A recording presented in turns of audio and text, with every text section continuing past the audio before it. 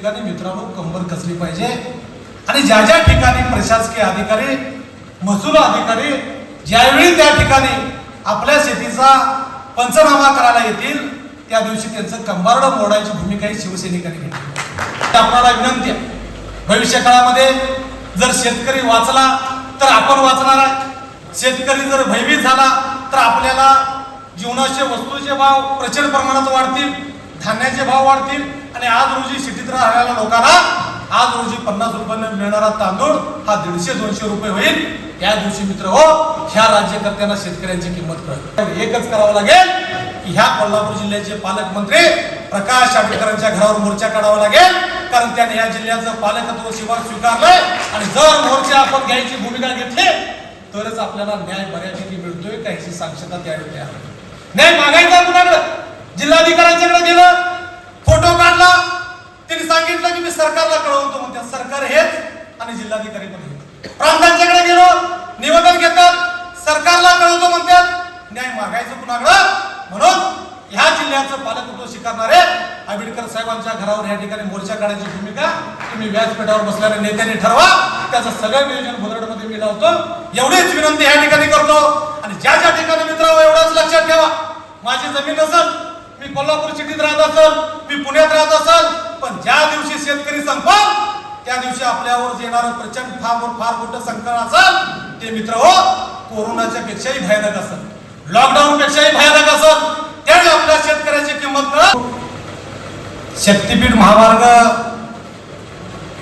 हा ज्यावेळी जाणार ही सूचना ह्या ठिकाणी राज्य सरकारनं केंद्र सरकारची मिळाल्यापासून शेतकरी अस्वस्थ आहे आणि मग अस्वस्थ शेतकऱ्याला ज्यावेळी धीर द्यायचा त्यावेळी मित्रव शिवसेनेच्या पक्षप्रमुखांनी भूमिका घेतली की शिवसेनेचा कोल्हापूर जिल्ह्यामध्ये मेळावा घ्या आणि ह्या जिल्ह्यातल्या शेतकऱ्यांना ह्या ठिकाणी आपण धीर द्या, आधार द्या आणि त्यांच्यासाठी संघर्ष करा आणि रस्त्यावर होतो। आजचा मेळाव्याचा उद्देश एवढा आहे, जर का हे राज्यातलं सरकार, केंद्रातलं सरकार ज्या पद्धतीने वेगवेगळ्या मार्गाचा प्रकल्प या ठिकाणी महाराष्ट्राच्या शेतकऱ्यांच्या डोक्यावर आणून बसवत असेल तर शिवसैनिकांनी मित्रांनो कंबर कसली पाहिजे आणि ज्या ज्या ठिकाणी प्रशासकीय अधिकारी महसूल अधिकारी ज्यावेळी त्या ठिकाणी आपल्या शेतीचा पंचनामा करायला येतील त्या दिवशी त्यांचं कंबारडं मोडायची भूमिका ही शिवसैनिकांनी घेतली। आणि म्हणून सांगत असताना मित्र आज रोजी सुनील मोदी साहेबांनी सांगितलं, आमच्या विशाल देवकुळे साहेबांनी सांगितलं की हे राज्य सरकार आणि केंद्र सरकार 100% ह्या ठिकाणी देश विकायला निघाला, पण आपण न्याय मागायचा कुणाकडे? न्याय मागत असताना आपल्याला एकच परखड भूमिका की ह्या कोल्हापूर जिल्ह्यातलं पत्रकार, छायाचित्रकार, प्रसार माध्यम आमच्या बातम्या करू शकतंय आणि ते या राज्यातले देशातले लोकप्रतिनिधी, आमदार, खासदार, मंत्री बघू शकतील। मित्रांनो एवढीच भूमिका आता शेतकऱ्यांच्या हातामध्ये राहिलेली आहे। मग ही भीती आहे, जर का एखादा सर्वसामान्य शेतकरी या ठिकाणी आमचे पाटील मामा वाकऱ्यात आले, त्या बिचारीची 1 एकर जमीन जाते, पण 1 एकर जमीन जाते म्हणणं मित्रांनो सोपं आहे, पण 1 एकर जमिनीतून त्या माणसाचा उदरनिर्वाह कसा चालतोय ह्याचा कधीही कुठल्या सरकारने किंवा प्रशासकीय यंत्रणेने विचार केलेला नाही।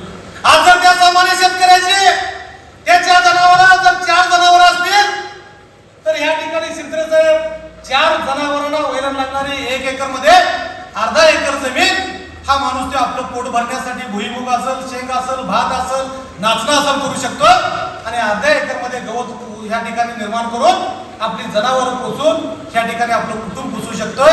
आज तेच त्या शेतकऱ्याच्या तोंडाचा घास या ठिकाणी हे सरकार काढून घ्यायच्या मार्गामध्ये आपल्याला आठवतं काय बघा, गेल्या निवडणुकीमध्ये त्यावेळेचे तत्कालीन मुख्यमंत्री आताचे उपमुख्यमंत्री एकनाथ शिंदे साहेबांनी सांगितलं की कोणत्याही परिस्थितीमध्ये हा शक्तीपीठ महामार्ग रद्द करणार। मित्र त्यावेळी जनता भावुक झाली आणि हा शक्तीपीठ मार्ग रद्द झाला। अशा पद्धतीच्या शांत आणि संयमीपणाने आपला शेतकरी राहिला।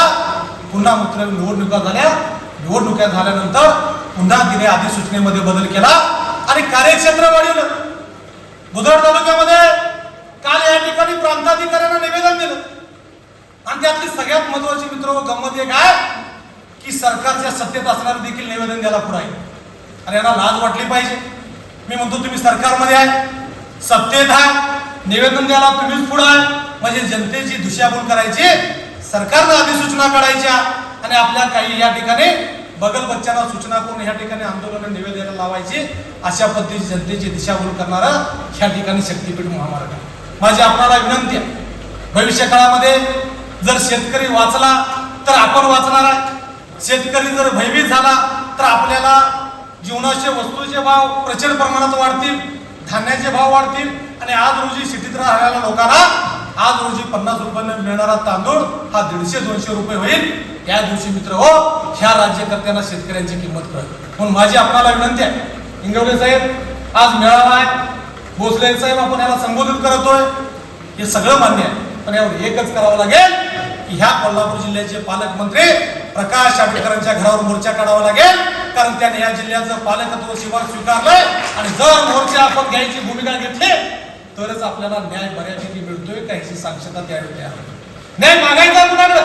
जिल्हाधिकाऱ्यांच्याकडे गेलं, फोटो काढला, त्यांनी सांगितलं की मी सरकारला कळवतो म्हणतात, सरकार हेच आणि जिल्हाधिकारी पण हेच. प्रांतांच्याकडे गेलो, निवेदन घेतात, सरकारला कळवतो म्हणतात, न्याय मागायचं कुणाकडं? म्हणून ह्या जिल्ह्याचं पालकत्व स्वीकारणारे आंबेडकर साहेबांच्या घरावर या ठिकाणी मोर्चा काढायची भूमिका तुम्ही व्यासपीठावर बसलेल्या नेत्यांनी ठरवा. त्याचं सगळं नियोजन भुदरडमध्ये मी लावतो. एवढीच विनंती या ठिकाणी करतो आणि ज्या ज्या ठिकाणी मित्रांनो एवढंच लक्षात ठेवा, माझी जमीन नसेल, मी कोल्हापूर सिटीत राहत असेल, मी पुण्यात राहत असेल, पण ज्या दिवशी शेतकरी संपल त्या दिवशी आपल्यावर येणारं प्रचंड फार मोठं संकट असेल ते मित्र हो कोरोनाच्या पेक्षाही भयानक असेल, लॉकडाऊन पेक्षाही भयानक असेल, त्यावेळी आपल्या शेतकऱ्याची किंमत कळल. त्यामुळे माझी आपल्याला विनंती आहे, पत्रकारांना विनंती आहे की शेतकऱ्यांना धीर द्या, शेतकऱ्यांना आधार द्या आणि ज्या ज्यावेळी शेतकरी रस्त्यावर उतरल त्याच्यासोबत त्याच्याशी पाठीशी राहा अशी विनंती करतो. सर्व शिवसैनिकांनी थांबतो. जय हिंद, जय महाराष्ट्र. संभाजी भोकरे, जिल्हा. अशाच नवनवीन अपडेट्ससाठी डिजिटल कोल्हापूर चॅनेलला सबस्क्राईब करायला विसरू नका.